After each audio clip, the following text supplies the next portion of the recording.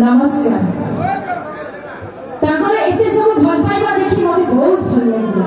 अब बहुत ही खुशी मते एते बड़ा मंच को से माने डाकिबन अब हमर आरवन इवेंट रवि भाई को भी बहुत बड़ धन्यवाद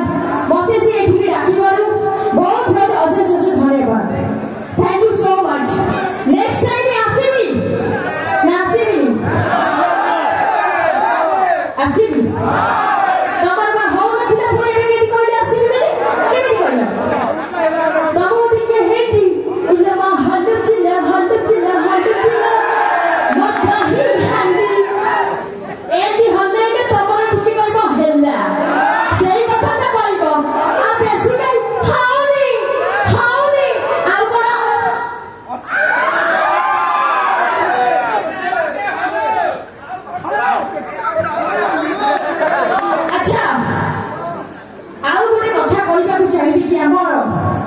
बस